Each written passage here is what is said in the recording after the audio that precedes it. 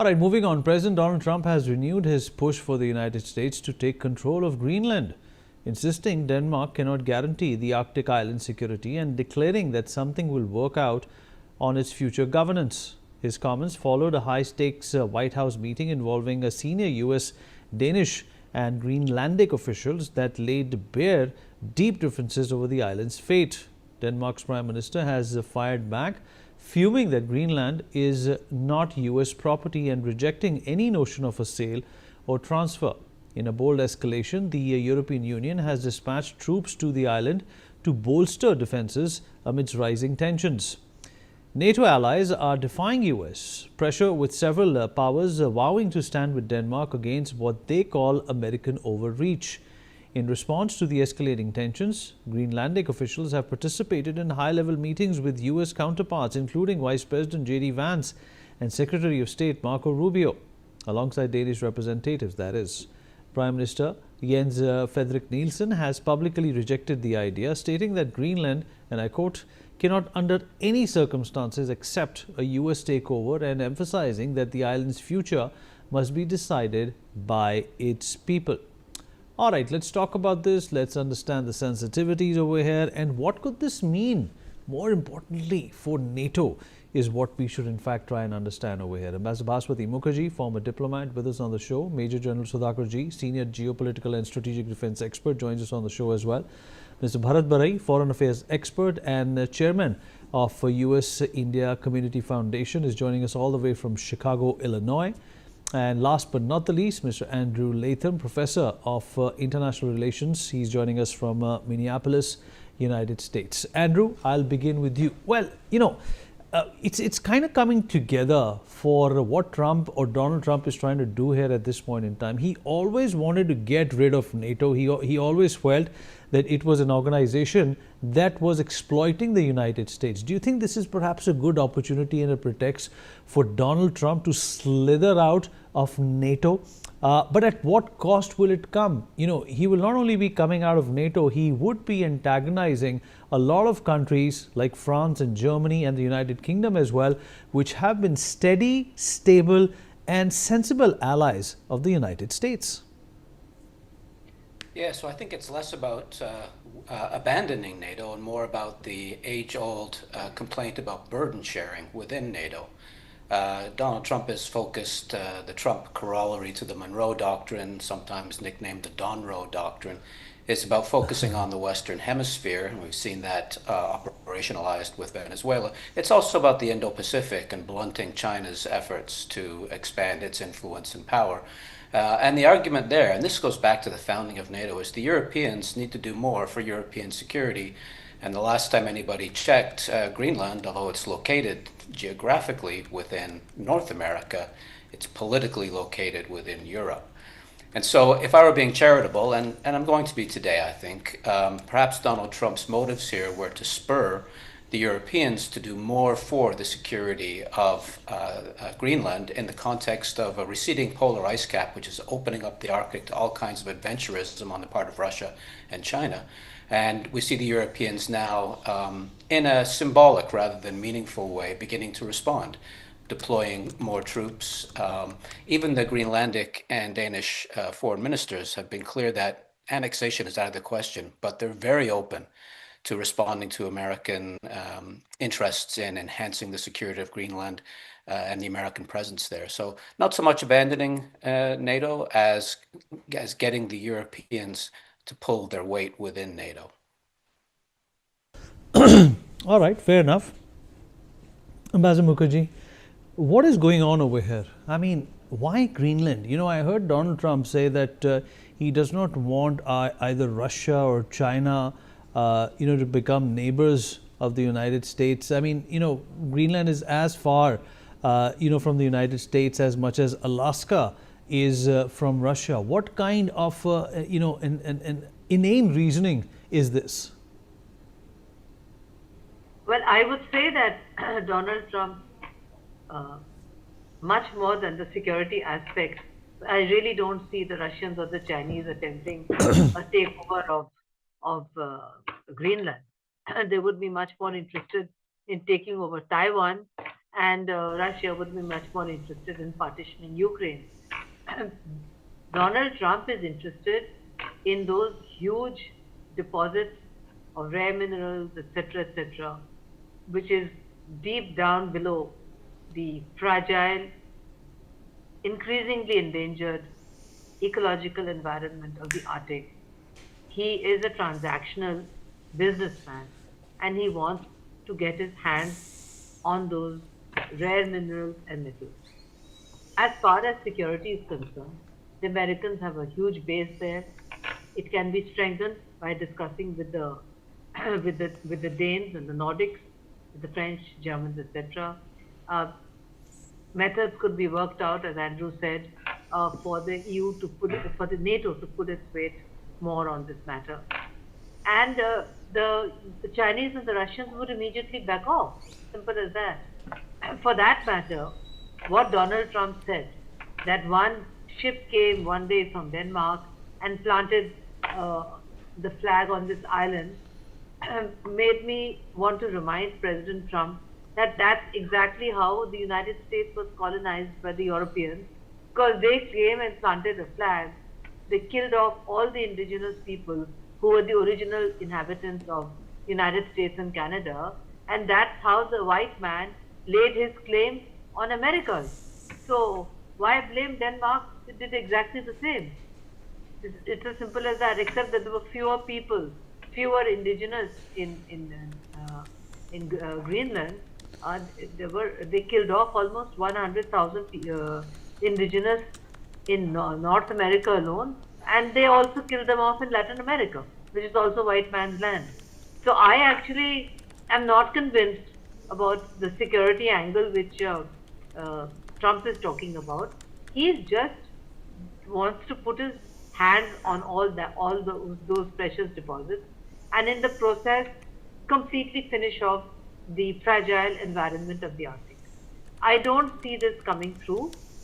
I agree with those who say that it will be negotiated, because if it's not, and if Denmark invokes Article 4 of the NATO Charter, as it's entitled to do, there would be talks have already happened, and then if Denmark says that its territory is in danger of being annexed by the most powerful member state of NATO, other NATO countries may come to the help of Denmark, and then you would have a NATO fighting within itself, which in any case then gives a terrible signal to the same Russians and Chinese whom he is trying to frighten off from Greenland. So I actually think there is a fatal flaw in his argument.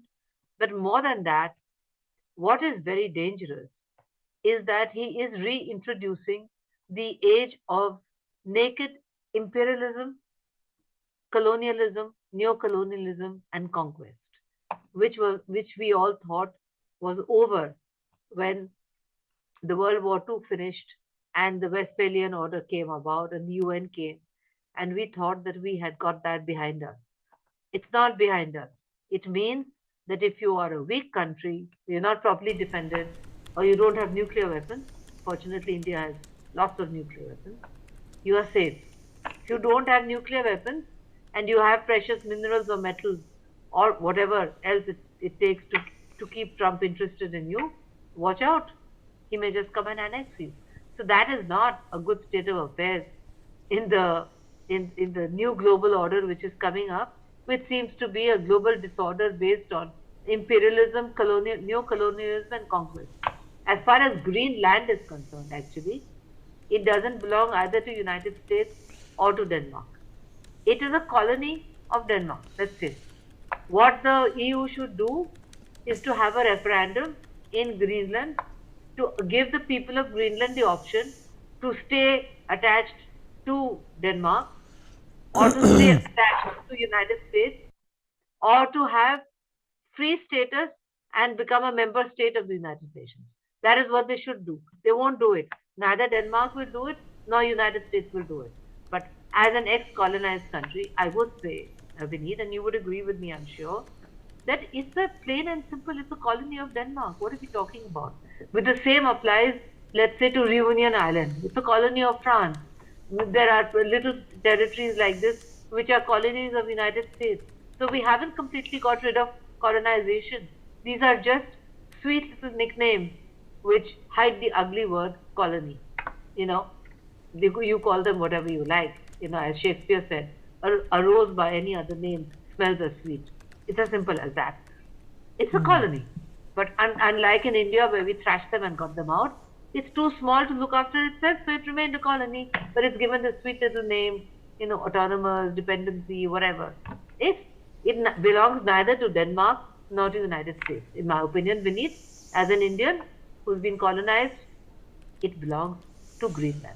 It belongs to those the small, minuscule population of Greenland who are now being squeezed between two powerful countries and entities, one which wants to protect Greenland out of ego and prestige, and the other who wants to take over Greenland because of its precious resources, and because with the huge ego he has, if he says he's taking Greenland, believe me, Andrew, he's taking Greenland. He always does what he says. He said he would take Maduro, he took Maduro. He says he's taking Greenland. Well, he also said he would be releasing the Epstein files. That's not happened. That is a different ball game, Vineet. It doesn't suit to release Epstein files. Well, he also said that he will be coming up with a health plan during his last presidency. It never came out, and of course, he did away with Obamacare. Let me rope in General Sudhakarji into this conversation as well. General Sudhakarji, you know, the bigger question is, what does this do to the staple world order? What does this do to the balance of things which have kept wars at bay, which have kept conflicts at bay? Do you think Trump is on the anvil of starting a dissonance throughout the world, which could spiral out of control? We are already seeing what's happening in several parts of the world, including Iran. Absolutely. Vinit, good evening. Thank you for inviting me to your show. My distinguished co-panelists, they deserve to have the last say. In fact, he's adding on to the existing geopolitical churn and making sure that the world order gets totally imbalanced and fractured and ruptured. Now, coming to the point which you had triggered a very healthy discussion, very, I would say, avid discussion. Why Greenland? I tend to agree with Professor Andrew when he says that geographically it is an extension of North America. However, politically it is under Europe. Now we are talking this subject or discussing about the subject in Cold War 2.0. It needs to be understood what was the geostrategic importance of Greenland during Cold War 1.0.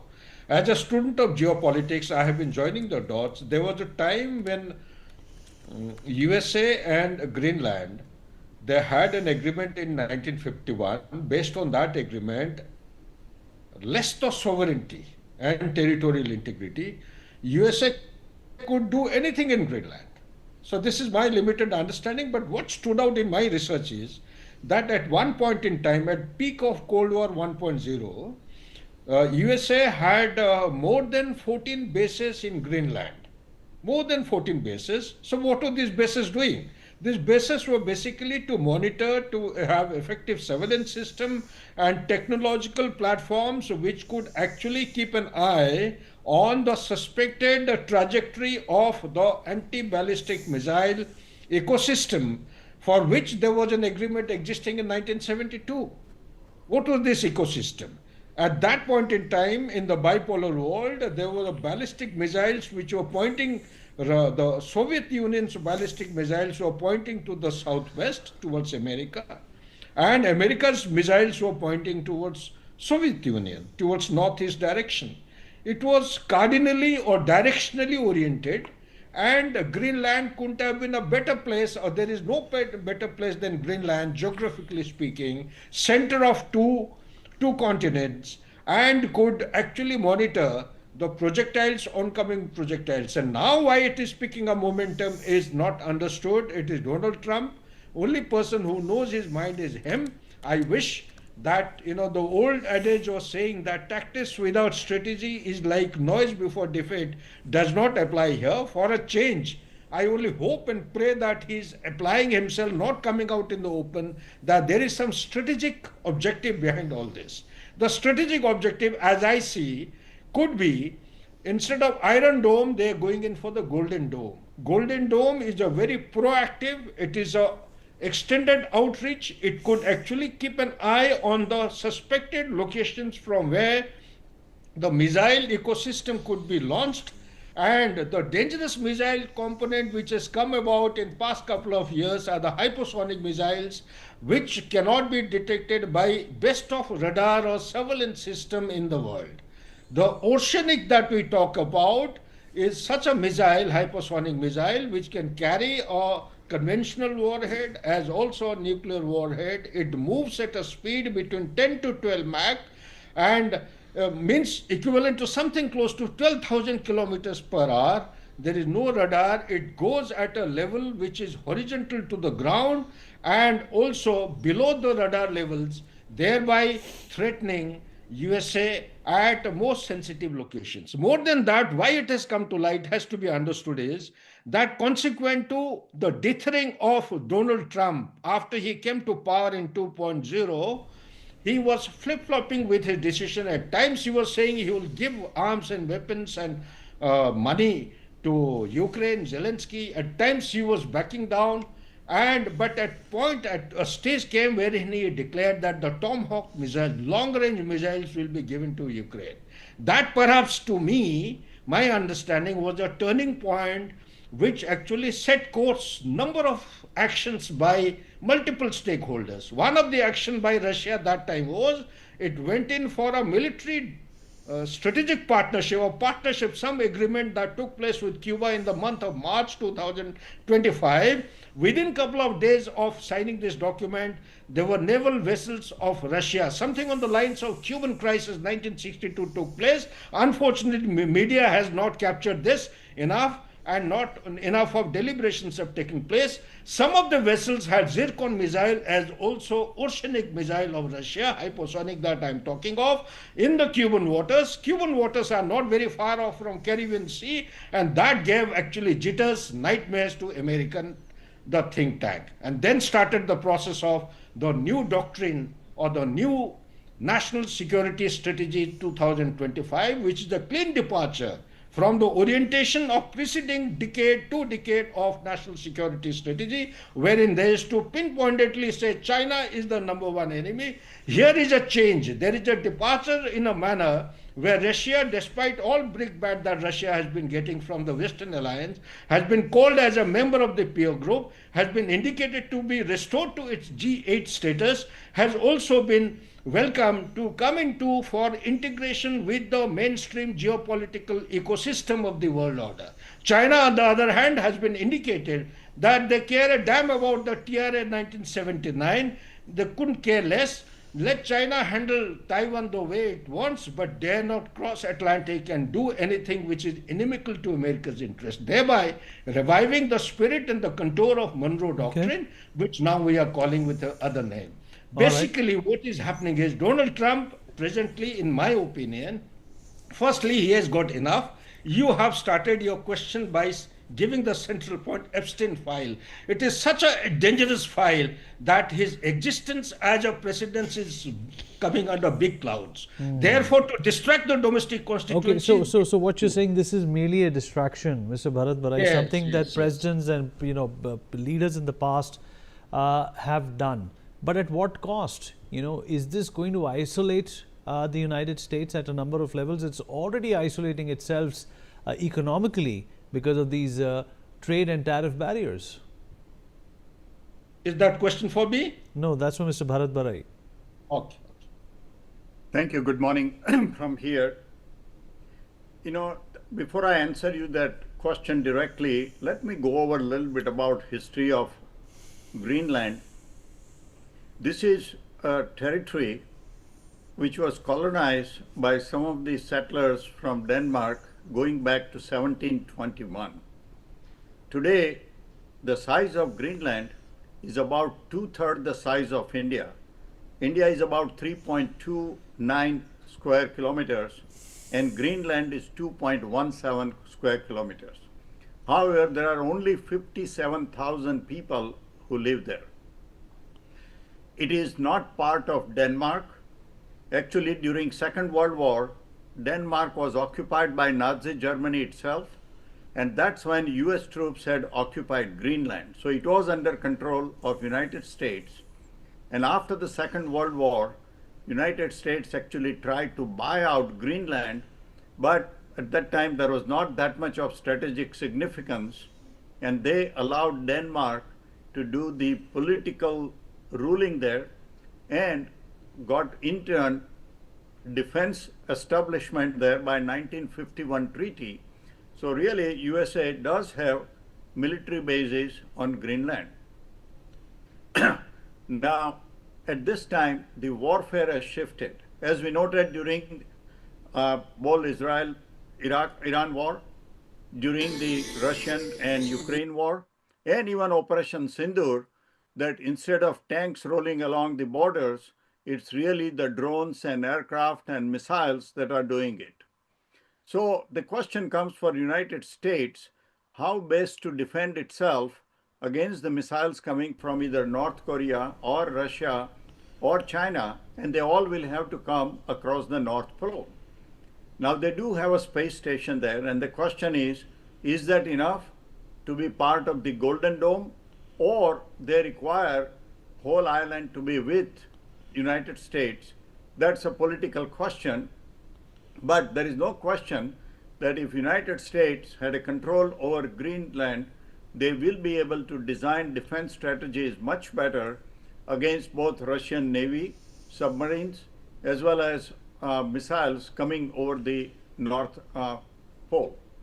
So United States needs it. Now we can talk all about theoretical things, people's right and people's voting and referendum and all that. Reality in the world is that the big countries do what is in their best interest, whether it is China or we are seeing that whether it is Russia. I mean, what business Russia had to invade Ukraine? They could have negotiated, but they are the big next neighbor and they decided to invade. Almost 80 to 90,000 Ukrainians have died, probably 250,000 Russians have died, and the war goes on. Why? Because Russia thinks it's right. And look at India. We allow Putin to come. We don't talk about human rights of Ukrainians because Putin is a friend of India. Russia supplies defense equipment to India, and so we deal with them. So hypocrisy, theoretical things are one thing. Question is, if Russia was to send troops today to Greenland, would the 57,000 people of Greenland be able to defend it? The Russians will occupy Greenland within no time. So if Greenlanders talk about, oh, we have the rights, do they have the means to defend themselves? The answer is no.